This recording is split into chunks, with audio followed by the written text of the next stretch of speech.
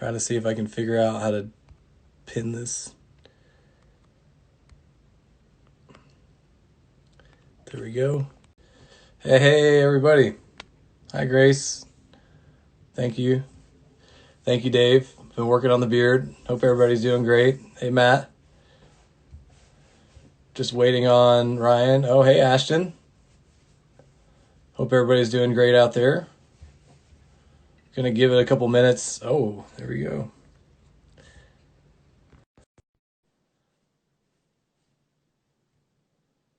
We are connecting. Thank you, Jeff. Hey. What's up? Wow. I've never seen you start a conversation with a tooth out before. Fuck, I don't even know where it is. I haven't had it in a month.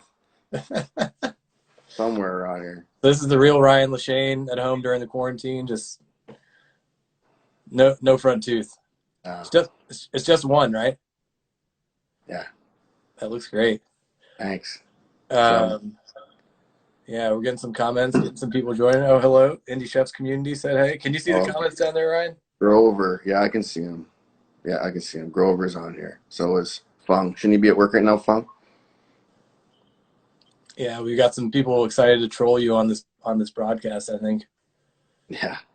We'll give it. Fuck them. So we can go ahead and get started.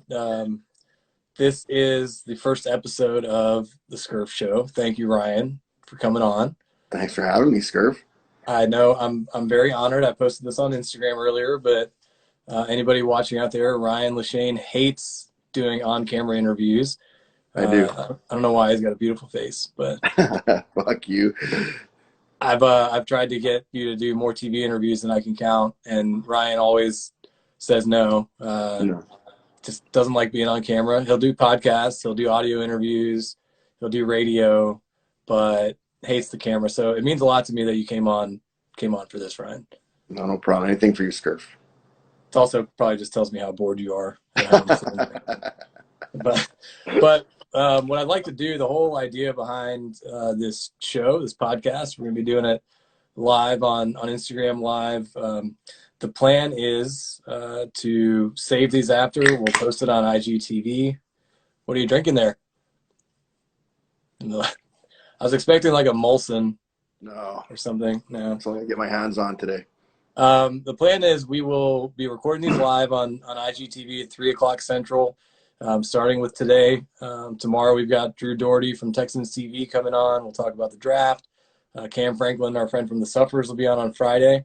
And then what we're planning to do is save this as an IGTV video. We'll post it on the podcast page at Scurf Show later.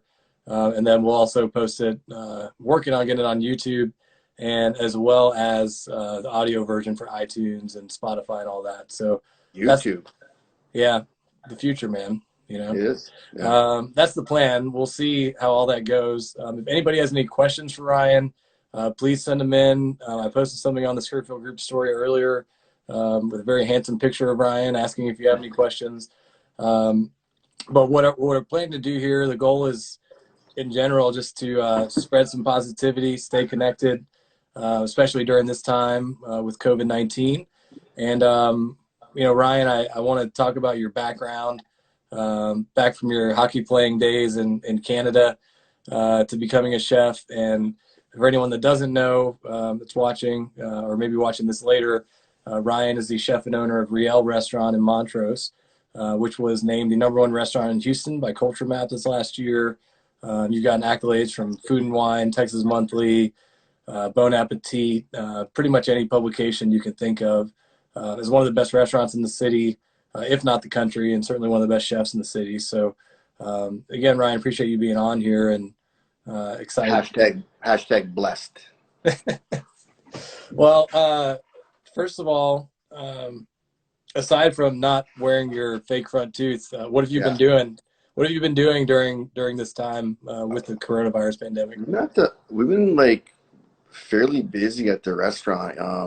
We're doing takeout still, which is going okay, and we're doing some stuff with the League Initiative. So we're feeding out of work industry employees, which we're doing 7 days a week. So from 4 to 7 every day.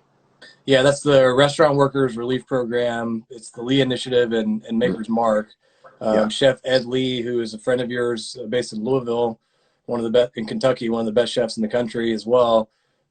He reached out to you, right, about getting involved in Yeah. that. Can you talk about that?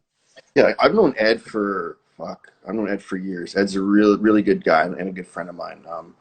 Ed's one of those dudes that I'll call. I probably got more good advice about opening a restaurant and being an executive chef, or just in general, from Ed than anybody else. Ed's like an all around good dude. But Ed called and said he was doing this. I saw like there's only a couple of them going. I think there was like Louisville, Chicago, and maybe Seattle were on board. Um, and he called me and said, "Hey, I want to do this. There's still some stuff I have to go over with some other folks." And he called me about 2 days later and said, "Yeah, we're ready to go." And literally 48 hours after that, like we had it going. Like it happened pretty fast. Mm. Yeah, it's been great. So every day from, is it 4 to 7 o'clock? You said Mm-hmm. you guys are doing it 4 to Yeah, 4 7 to 7. p.m. at Riel.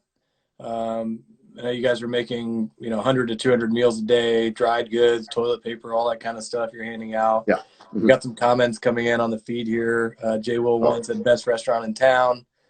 I'm having a hard time reading some of these on my phone. I need glasses, I think. We had another comment that says, we love you, Ryan. Abby oh, Lou who said that?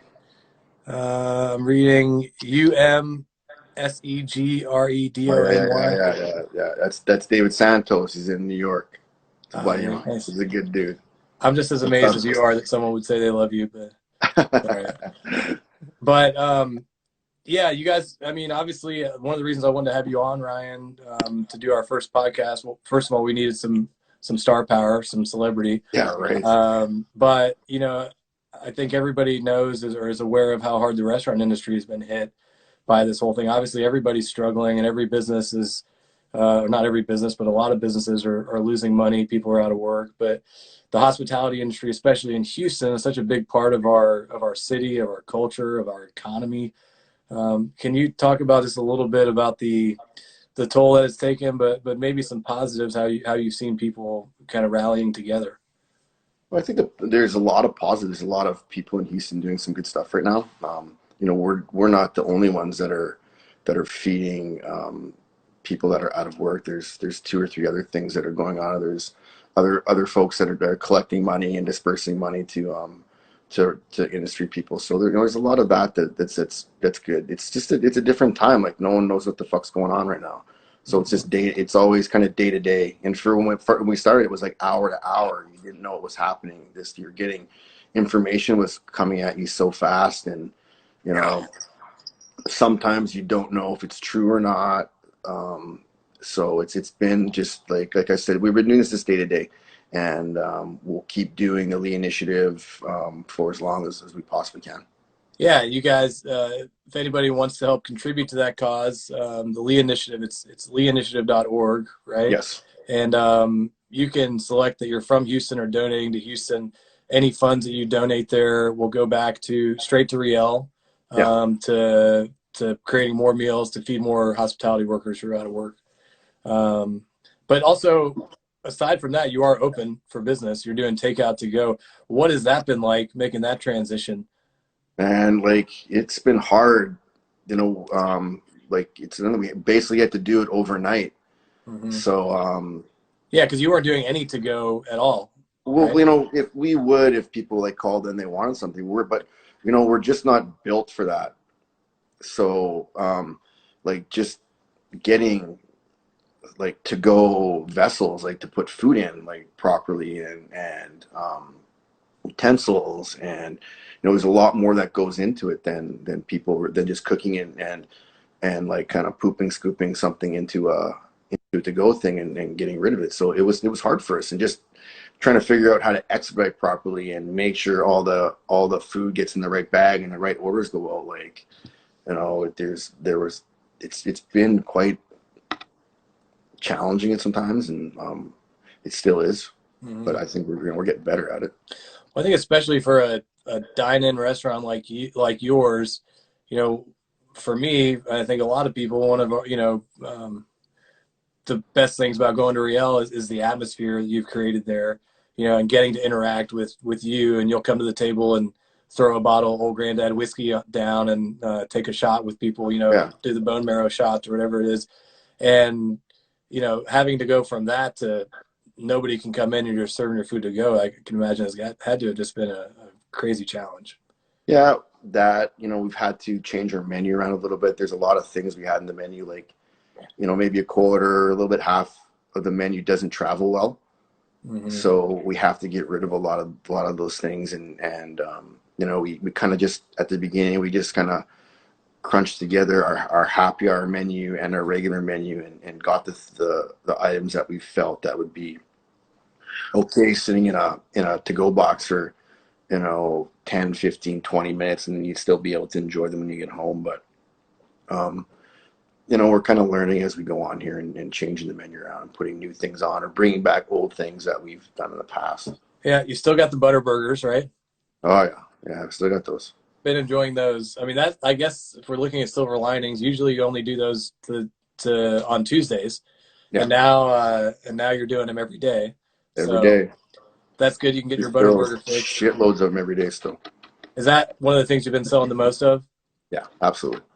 There's You rarely an order will go out without those burgers.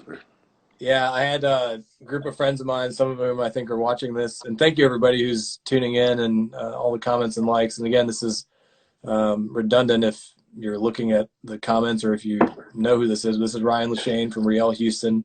Want to have him on here to talk about what they're doing, how you can support their business during this time, and also just what's going on in the restaurant industry.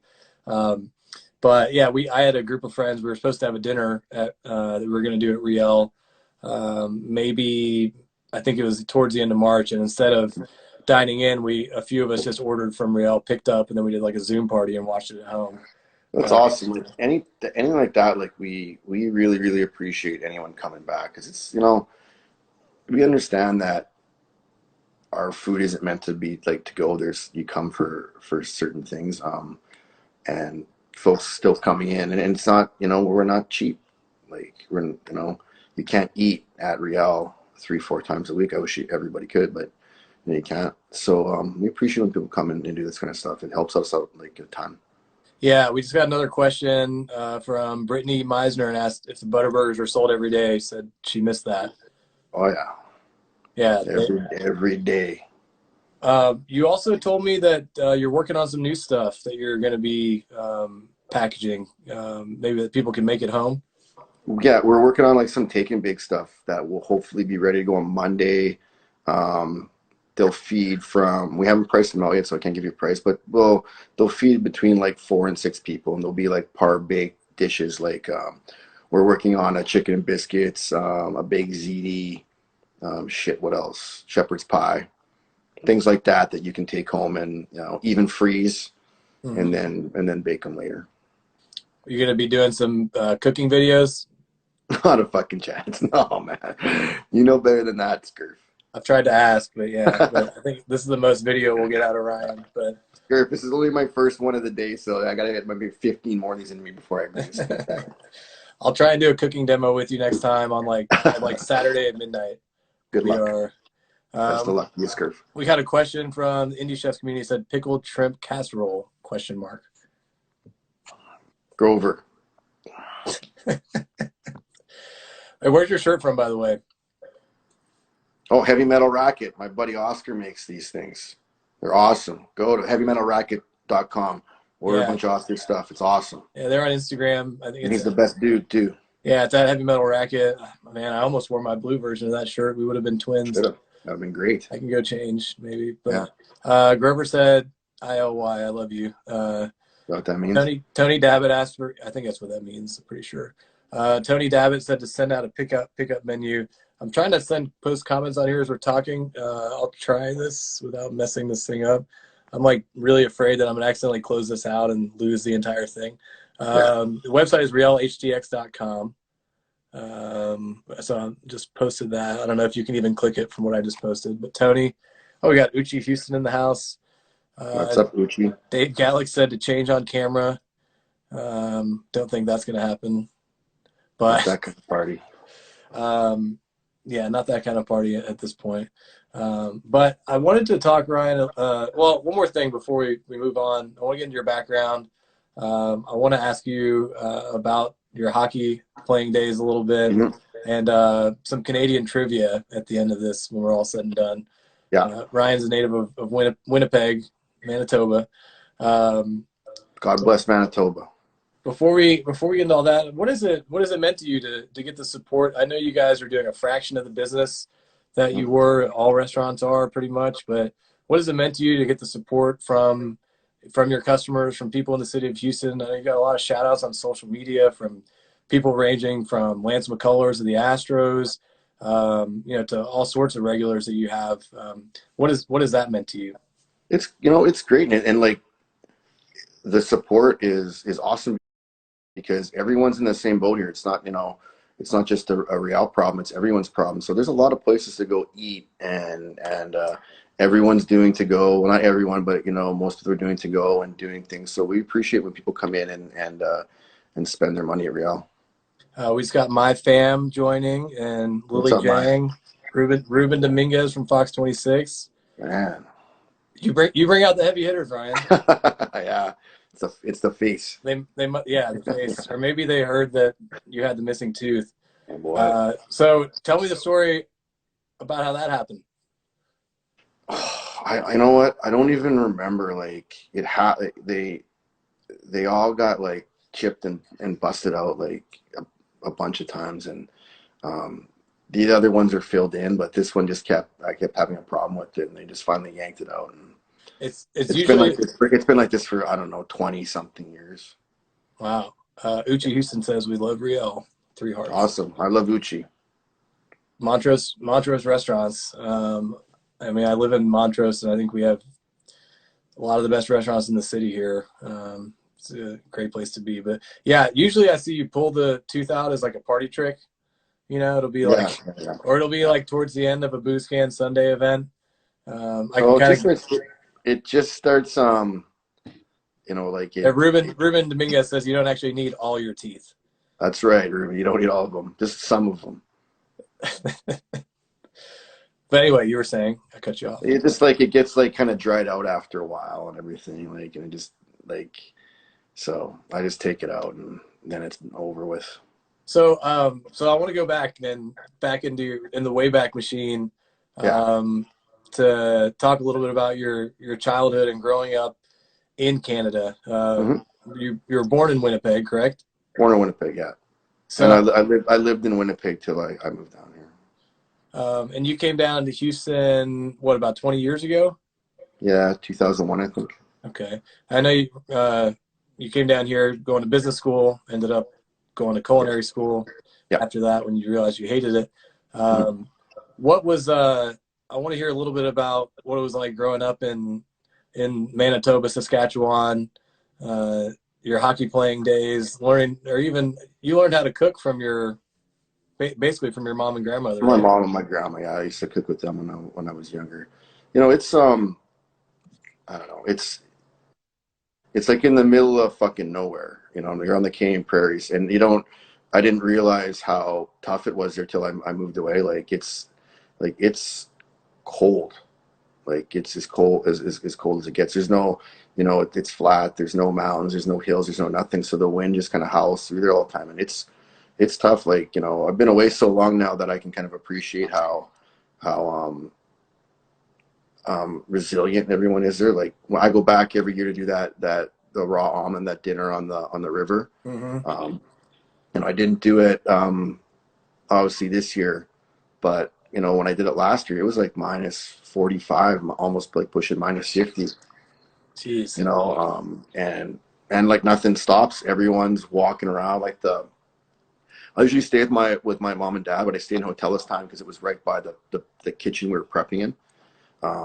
And it was in downtown Winnipeg, and like fuck everyone, people are waiting for the bus, dudes are out there fucking smoking, people are walking around everywhere, and it's like, oh my god, it's minus 40, minus 40 something. It's miserable for me, but life goes on up there. It's crazy. Yeah, I can't believe I used to be like used to that shit. It's unbelievable. I feel like if it's below 40 or below 30, I'm freezing my ass off. you know, let it, Never mind -40. yeah, Yeah. yeah. And that raw almond that you talked about, that didn't happen this past year, but that sounded like an awesome event. So that's an event where you were actually cooking on these frozen riverbeds, right? Yeah. A good friend of mine has a restaurant called Deer and Almond. His name's Mandel Hinser. He came down and did. He cooked that on Canada Day this year with Mason here for Turkey the Wolf. He's Mm-hmm. been doing this thing for shit, maybe 6, 7 years. And in Winnipeg, there's two big rivers that kind of flow north, and that's kind of why Winnipeg's there. It's called the Forks. There's two huge rivers, the Assiniboine River and the Red River. And every year I think it's the last 2 weeks of January, the first week of February, they build like a restaurant like the size of Riel, like right on the fucking ice, like on the river, and we cook in there. And there's like probably a nicer kitchen than I have at Riel inside there. It's crazy. Like Wow. it's like not, it's like nothing. It's like I'm doing it an injustice. Like you have to see it or just look at pictures of it because it's unbelievable. I couldn't even believe. I've done it like I don't know 4 or 5 times and I still can't believe it when I walk in there every year. It's always different. Every year the setup is different. Yeah, I definitely want to check that out one of these days. One You'll thing I die love. up there, Scurf. What's that? You'll die up there with your fucking Hawaiian shirt up there. Maybe I can make like a Hawaiian shirt Yeah, parka. Hawaiian fucking parka. Yeah, that'd be great. Um, but one of the things I love about whenever we send information to media, usually about your background, your bio, or that there's a little bit in there about how you learned to cook, or you learned a lot about cooking from your Ukrainian Canadian grandmother and mother. With them making pierogies and cabbage rolls and everything as a kid growing up. What are your memories of that as a kid? Well, I don't know if it's like it's I wasn't like saying like, oh, please teach me how to cook. I think I maybe looking back now, I always had kind of an interest in it. And as I got older and started cooking and things, like I kind of would just go back to what I kind of remember seeing them. And I have to reference my mom all the time because like most of the time I don't. I remember these things that were made or eating them or seeing them, but I have no fucking clue how to cook them or even sometimes what it was. Right. So I call my mom and she's always good at pointing me in the right direction. And so does mom approve of the pierogies that are on the menu at Oh Riel? yeah, yeah, yeah. She likes them. Yeah, How yeah. often do they come down to Houston? My mom comes down at least once a year.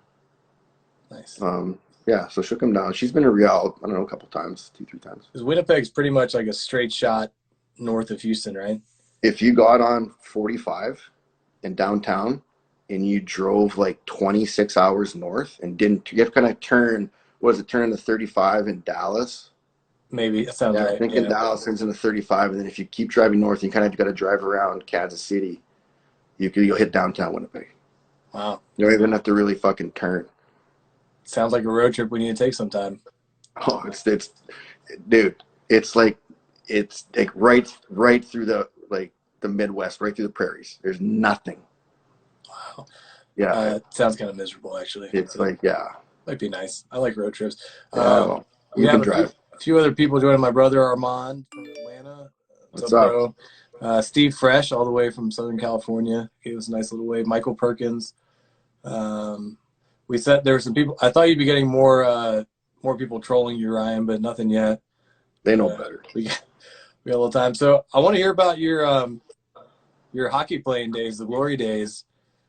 Because before you moved to Houston, and in all seriousness, hockey was pretty much the only career that you had ever had, right? Yeah, I wouldn't call it much of a career. Like there's not much to do up there. Like my older brother played hockey, my dad played hockey, so that there just wasn't like that's just kind of what you did. And I was fortunate to meet a bunch of cool people and a lot of the guys that I play hockey with. Like I wasn't on Facebook till I think 3 years ago, and I've reconnected with more guys that I played hockey with. They're kind of scattered all over the country now than forever. So it's not like I don't know. It's more about I could care less if I ever play hockey again. Like I would have a better time just sitting around with those dudes and bullshitting. Yeah. What's the highest level of hockey that you played at? I played it's called Junior A in Manitoba. I played that and then I coached it for 4 years before I moved down here. Hmm. What did you? I don't know the first thing about hockey. I've never been to an NHL game. It's on my list. I've never played in a game of hockey before. I grew up in. Wasn't there like a minor league team in Mississippi There when you was. like on your parts? I was gonna say I grew up in Seattle, and then Hawaii and Mississippi. So not a lot. Not like hockey. Hawaii and Mississippi are not hockey hotbeds, if you can imagine. But we did have a minor league team, the Mississippi Seawolves, Yeah. in Biloxi. You familiar with them? Yeah. I just remember we would go to the games in high school at the Mississippi Coast Coliseum. And it was fucking fight night. Yeah, the best thing about it was just seeing fights. And then they would let you get on the rink on the ice after the games and skate if you wanted to, which Tony Davis said. Skate through all the blood.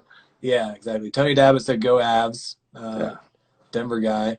I don't even know what's the team. The Winnipeg Jets. Jets. The NHL team. Yeah. Are they any? You still follow them pretty closely? Yeah. Mm-hmm. I don't know. My brother has season tickets, so if I ever get up there, I'll catch a game. You think we're gonna get an NHL team in Houston? No, I don't. I wish I'd love to, but I don't think they'll. I don't think there'll ever be any more. I don't think there's what is there? There's Seattle's coming in next year, I think. Yeah. And I think that puts them at 30 teams. So I don't think there'll be any more expansion at all. I think unless there'll have to be a move, like one of the teams that isn't. But I think in the league, I don't know about the NFL. Is there profit sharing in the NFL? Yeah, I think so. I'm pretty sure in the NHL there's profit sharing. So, that being said, if someone's losing, if a team's losing whatever 50 million a year with the profit sharing, then whatever they get, then maybe they're only losing 15, which to those guys isn't that bad. Yeah. So I doubt, I can't see in the near future a team because there won't be any more expansion. I can't see it. Yeah. I'm holding out hope, but sports is in a really weird place right now in general. Yeah. Talk about, we just had our friends from Belize Food join. Oh boy. McCool and Kelly. Speaking about getting trolled, here we go. Yeah, I'm ready for some comments headed your way from them. Shout out to our friends down at the Phoenix and Blue Water Grill in Belize. We did have a comment from OK Bye Bye that said we had the Houston Aeros. We did. Which is true. And you're friends with a lot of those guys, right? Yeah, I knew some of those dudes. Yeah.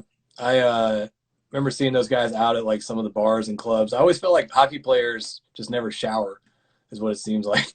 They always shower, but they shower real fast with their suit on, so they'd be the first guys at the bar. Some of them would beat me to the bar after those games. I don't know how the fuck they did it. That's back to like intramural hockey at USC when I was there, and like first couple years in Houston with the Aeros. I feel like hockey players they smelled like they've been wearing hockey pads and like wet. Oh, not the guys that play pro. Those guys fucking. I've never played hockey and not showered after. Never.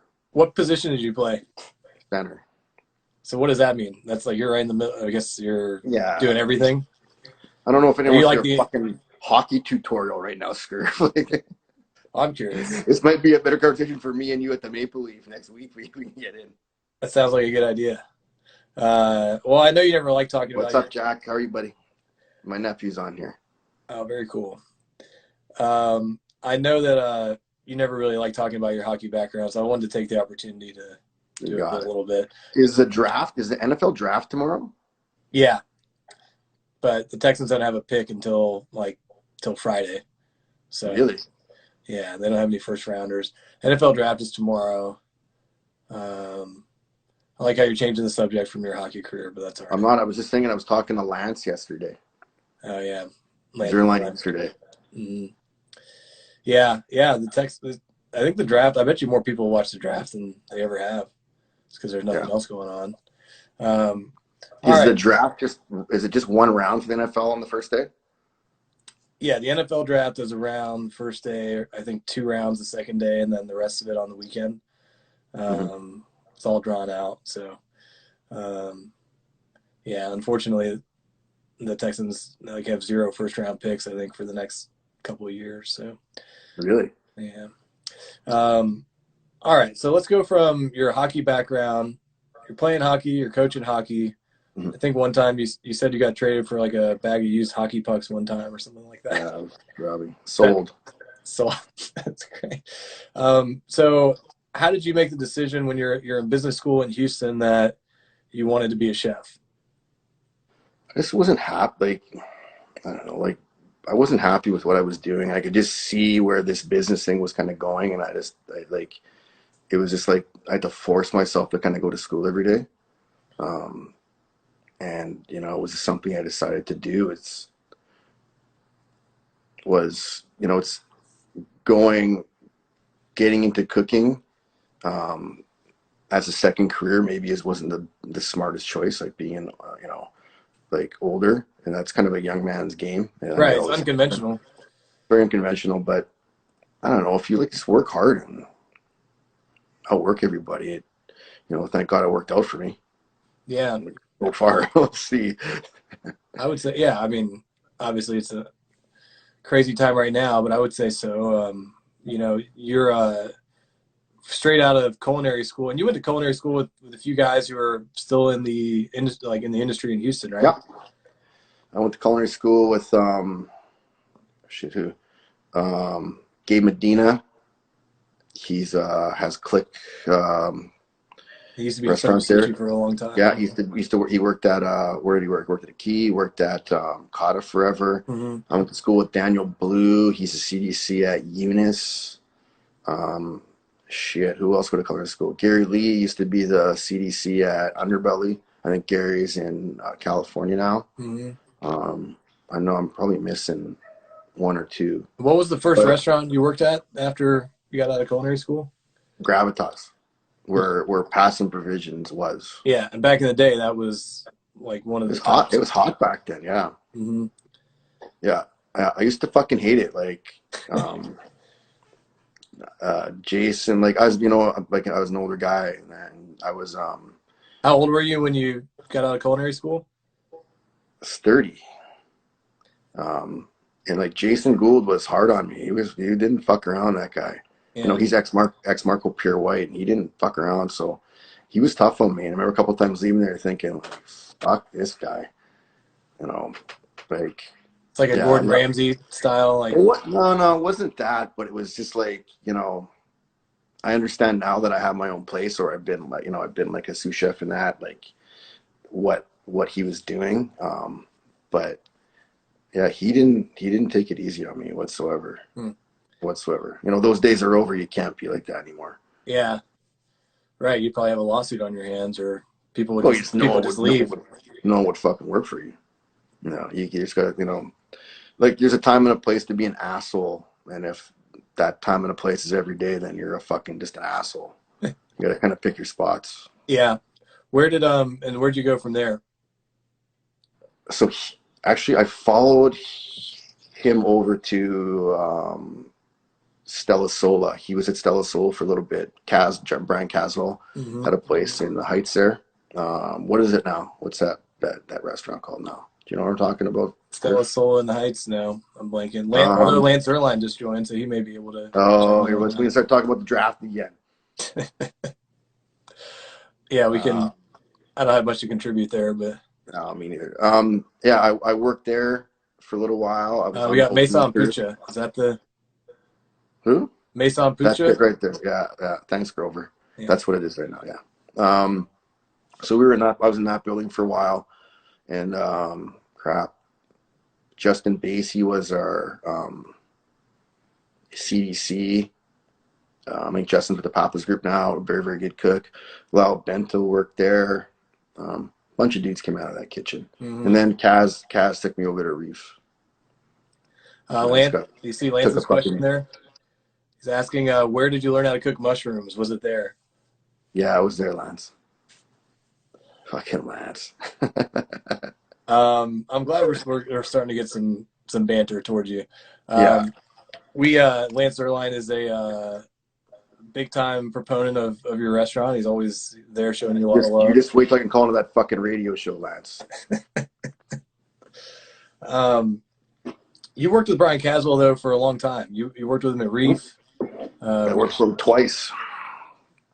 And, for people who are not in Houston or maybe new to Houston, Reef, I know when I moved here in 2007, that was like the hot spot. We got a comment that they're looking for the underbelly chat. Yeah. These comments here are rolling in. Somebody was actually also calling you out for not taking a shot earlier. It's fucking 3:30. Take it easy. How many beers have you had? This is the first one. All right. But yeah, you worked with Brian Caswell at Reef, and then between that, you were at Underbelly, right? Yeah. So all told, I worked with. I left Stella Sola, went over to Reef. I was there for about a year.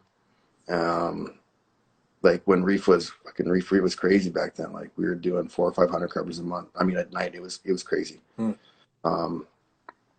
And then I left and I staged. I kicked around. I was in San Francisco, Charleston, New Orleans, and then I got on with Chris at Underbelly. And then how did Riel come about from all that? Like, when was that moment where you were like, all right, it's time for me to do my own thing? I don't know. I was getting, I was getting a little bit older, and it comes to the point where there's like there's no one else to work for in town. Like, I have kids here and that, so I'm not gonna leave town. I'm not gonna go to some other city and try to work for someone else. I was here and I was staying, so I just, I had the opportunity to do something, and I thought, I might as well take it. Well, and you spent like a year traveling before you opened the restaurant, right?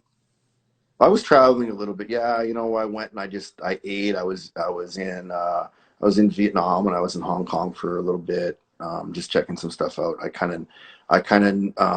knew a guy in Hong Kong. I went and checked out his restaurant, which they're having a fucking horrible time over there too. You think we have it bad? Like, I was talking to them the other day. They what they went through. 6 months of protests there in Hong Kong, and then the whole thing, and they're still feeling it. Yeah. So they're in a way worse shape than we are. I got a comment from here about the wallpaper behind me, by the way, and thank you for that. My fiance Grace set that up. That was from our engagement party this summer. My fucking dad's on here. I didn't even know how to use this shit. There you go. Oh my god. Your dad's in Winnipeg, right? Oh yeah. He ain't leaving. Yeah, I didn't know that my parents recently got on Instagram as well and started. Weird. Well, I'll get like comments, on like everything now, or there'll be like DMs they send. That's kind of how I found out that they use Instagram too. But yeah, figuring it out slowly but surely. So I've asked you before to kind of try to describe what Riel is. I know you hate that question. What the cuisine is or how you define it. Scurf, how many times have we gone over this? Yeah, exactly. But what I did hear you say recently to somebody was that what you guys do is it's very honest. And I think that's a really good way of putting it. What do you mean by that? We try to be honest about things. There's not a lot of like tricks back there. We're not, we sous vide one or two things, but everything else we cook, we try to be honest about it, and not do things that aren't maybe true to what we do there and how I cook or how the other guys cook. Mm-hmm. I give a lot of freedom to my cooks to do stuff there. It's kind of part of their job that they have to bring stuff to the table too. Yeah. I think I know it's not something that you guys can really take advantage of right now, but the cocktail program has been phenomenal too in the last. Derek's awesome. He's one of the best, the best hires we've had in a long time. He's been everywhere. His resume speaks for itself. So he's great. He's very kind of New York too. Like, he's very straight to the point where you think that he's being a fucking asshole, but he's not. I like that. It's funny. Yeah. If you're just joining us or in the last few minutes, Ryan, chef owner at Riel, Ryan Lachaine, did want to mention again, they are open for business, doing to-go orders in Houston. Also, you guys have been doing the Restaurant Workers Relief Program. with the Lee Initiative and Maker's Mark, providing meals for hospitality workers who have lost their jobs. Was that 7 days a week from 4 to 7 p.m.? Yeah, 7 days. And you can donate to that at theleeinitiative.org to help keep that relief kitchen open longer here in Houston, if you'd like. We got a comment, someone saying no one can make your rice. Yeah, you could, trust me. In reference to your fried rice. Maybe that could be our drunken cooking demo we do one day. We get one on. We got another comment saying cocktails are on point, craving the champs/green juice cocktail. I think the So Fresh and So Clean is what that is. Is that what that one is? Is there champagne in that one? I don't drink that one. No, there's not champagne in it, so maybe not. Vodka, isn't it? Yeah. We asked Donkey Boy. I think he said he drank like 20 of those in one sitting once. I don't know if it was 20, but it was a lot. I want to, before we wrap things up, I want to get into, at the end of this, some Canadian trivia and Canadian slangs with you. Test your knowledge and maybe get some insights from you. Before that, we talked about how tough this has been on you guys in the restaurant industry, but are there any silver linings that you've seen personally or business-wise from this whole thing that's been going on? Well, business-wise, I don't think so. Everyone's struggling right now. Like, no one's business, like restaurants like Riel are meant to go for. Like we spoke of before. Like, we're just not built. So business-wise, fucking sucks. But I know you see people coming together, and there's, like I said, there's a lot of restaurants and individuals helping out, doing stuff like Jonathan and Kat are doing what's it called? Is Jonathan Beitler. Yeah, the Houston Shift Meal. Houston Shift Meal. They're doing they're great. So it actually works out for both of us. So they do like afternoon stuff, and I think they're done at about, or they do they're feeding industry folks too. So and when they're done, they send a lot of people our way. So we'll get folks come in. When they can't be over there, they'll send them our way, and so it's working out pretty good. I look at it this way, like, and I don't want to sound like an asshole, but when like something like this happens, like even after the hurricane, and this is way worse, like you're either helping or you're not. Like, there's people out there that are busting their asses to get this stuff done, and not just us. Like, there's lots of other people that aren't getting any press, or aren't doing it, that are working their butt off to do this thing. And there's just some people that are just kind of sitting back and waiting to see what happens with all this. So yeah, what it is. Are you getting to spend much time with your two kids? I haven't seen my kids in a month. Like, they're with their mom. Yeah, and it's like it's better that way. One of my guys has asthma and stuff, and as safe as you want to be, like, we're still going out. Like, I'm still going back and forth to the restaurant, or we need to pick something up from somewhere, or there's still like some small interaction with people, even if you're wearing gloves and wearing a mask and wearing all kind of stuff. But yeah, it's pretty much the same. 6 to 8 people in the restaurant every day. One thing I'm sad about is that we did not get to have a Booze Can Sunday event this month. That's something that you've been gaining some great momentum on. Awesome event that you started doing, I think, in October last year with a guest chef. Was it October? October and November. I don't remember. They're all a little hazy, but yeah. Bringing a guest chef, and it basically just turns into a post-brunch party on Sundays at 3. Robbie Wong from Glitter and Blood Brothers, DJs. He's great. We'll have White Claw cocktails and pitchers and red Solo cups everywhere. Yeah. You think we're going to do a virtual one of those maybe next month? I don't know. We'll see who we can get on with doing that. I know some guys that would probably do it. We were talking about it the other day. I know, just kind of in passing, but was thinking maybe we could do a Zoom version of that. Get a bunch of the Riel faithful on there. I think it'd be a good time. Go ahead and just get shit faced. Exactly. No front tooth. Old grand. Okay, that's. Like I said, I don't even know where the fuck it is. I haven't worn in a month. It's around here. All right, so I want to ask you some Canadian slang. Right. There's a list here. There's a quiz I saw on BuzzFeed about can you correctly define these Canadian terms? I was actually looking into a lot of these when you were starting Booze Can Sundays because I was trying to find some good Canadian verbiage we could use for the Facebook posts and everything. And so I'm just going to run through these with you and ask for so multiple choice here. First one is the word pea soup. Is that a huge messy mistake, very foggy conditions, or what you say when you smell something stinky? Pea soup? Yeah. I don't know. That sounds like something they fucking say out east. I'm not from down there. What's your guess? Say it again. A huge messy mistake, very foggy conditions, or what you say when you smell something stinky? Very foggy conditions. That's correct. It's a real pea souper out there by the bay. All right. That's like fucking down east shit. Second question, Chinook fever. Do you know what that is? Chinook fever? Is that a No. spring fever that affects newcomers to Calgary, a snowboard company based in Calgary, or the feeling of homesickness for people from Calgary?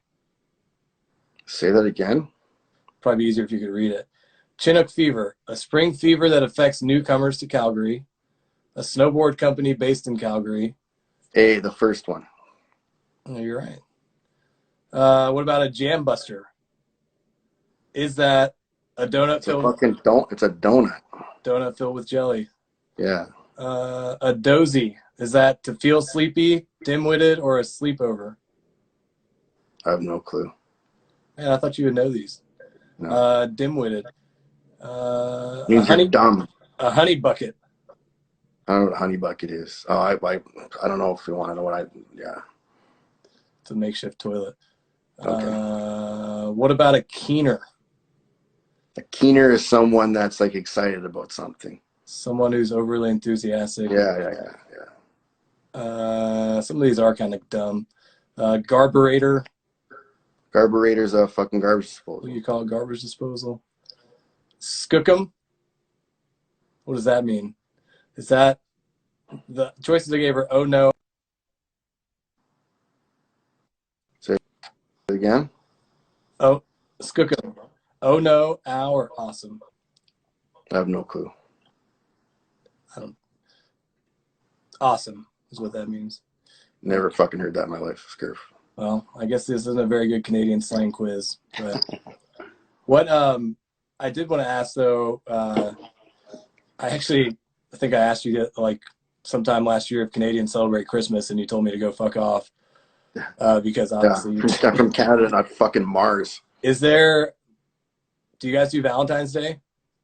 Yeah, man, we do all the same. The only thing that's fucking different, Scurf, is like, is Thanksgiving, and we don't have President's Day and shit like that. 'Cause I'm a fucking president. There's no like Canadian version of Thanksgiving. There is, yeah, there is. It's earlier though. It's in October. I didn't know Canada Day was the thing until basically you guys started doing a party at Riel, which is July 1st instead of July 4th. Right. Somehow it seems very appropriate that it's really close to July 4th. We got a question from Belize Food asking to ask you what a horny monkey is. Oh man, those are like, I don't even know what's in them. It's like it's like chocolate milk with booze in it. There, I probably drank as many horny monkeys when I was in Belize as Donkey Boy drank So Fresh So Cleans at Riel. Just pounding them all. This is not a Canadian thing. So this is a thing in Belize. Yeah. Somebody else. We got another comment that I thought Canadians were supposed to be nice. I agree. Who said that? I lost it. I didn't see who that was. I am being nice. Your Canada Day thing has been a big deal the last few years at Riel. Yeah. I guess we don't know if things are going to be cleared by then. Yeah. But hopefully they are, so we can get something going.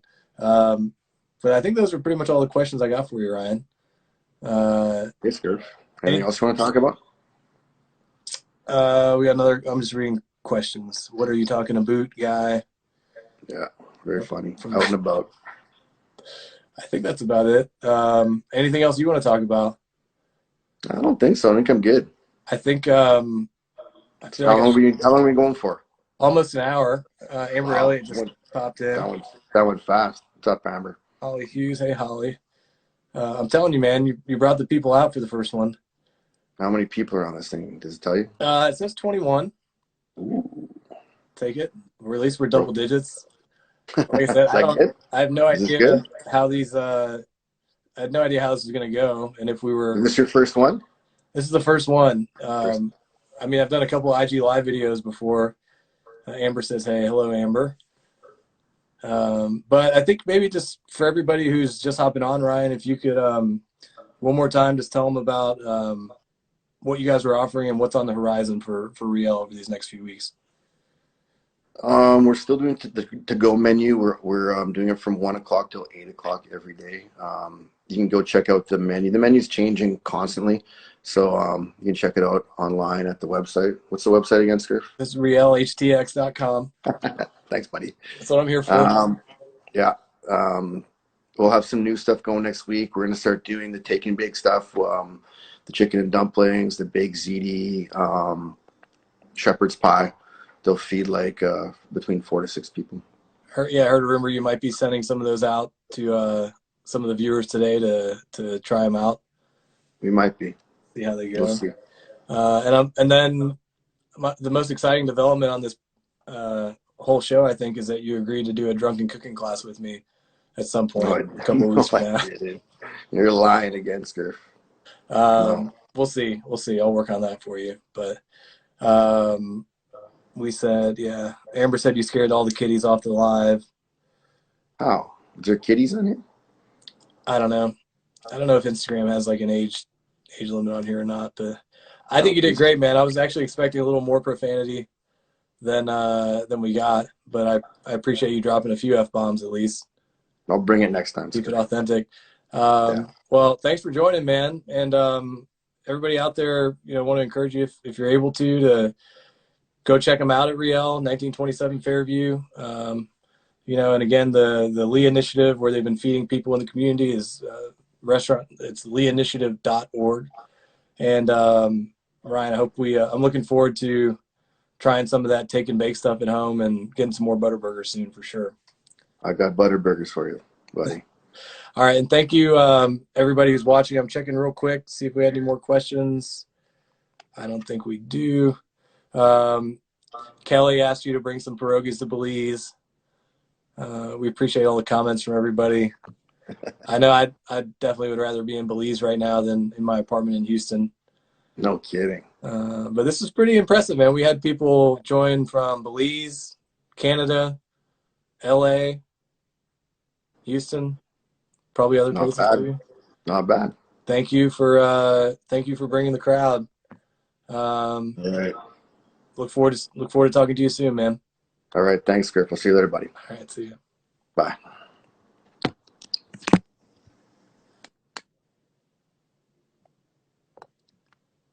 Again, anyone who's still on here, thanks for tuning in, and really enjoy talking to Ryan at Riel.